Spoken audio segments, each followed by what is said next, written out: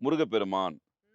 இது முருகருக்கான பூமி. எப்படி சிவனுக்கான பூமி நம்ம சொல்றோமோ, அதுபோல இது முருகப்பெருமானுக்கான இடம். அத எல்லாருமே மைண்ட்ல வச்சுக்கணும். அந்த சப்ஜெக்ட்குள்ள நான் வரணும். இல்ல அது முக்கியமான விஷயமே அதுதான். என்னன்னா 1000 விஷயத்த தாண்டி, எல்லாத்தையும் தாண்டி, நம்ம ரொம்ப ஆய்வு பண்ணி உள்ள போய் பார்த்தோம்ன்னா, அருணகிரிநாதருக்கு காட்சி கொடுத்த இடம் திருவண்ணாமலை தான். இப்ப நெறைய கான்ட்ரோவர்சி பேசுவாங்க அருணகிரிநாதர பத்தி. எவ்ளோ கெட்டவன்யா அந்த ஆளு. உலகமா யுகத்தையும் பண்ணியிருக்கிறான். அந்த ஆளுக்கு போய் இந்த ஆள் காட்சி குடுத்தானே, எப்படி?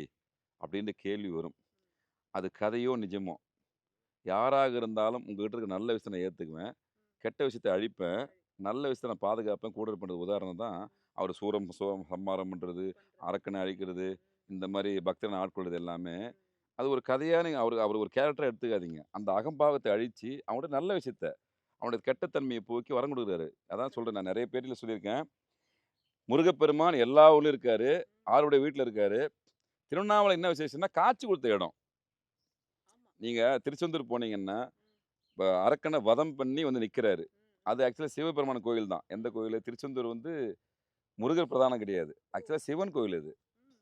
இவரு போருக்கு அங்கருந்து போறாரு, வெற்றி பெறாரு. அதனால வந்து அந்த இடத்துல வந்து இவர வந்து முருகப்பெருமான பிரதான தெய்வமாக்கிட்டாங்களே தவிர்த்து, இன்னைக்கும் முருகப்பெருமானுடைய மூலவர் பக்கத்துல சிவன் கோயில் இருக்கு. சின்ன சந்துல உள்ள போனீங்கன்னா, சிவலிங்கம் 2 சிவலிங்கம் இருக்கும். நீங்க போய் தியானம் பண்ணிட்டு வரலாம்.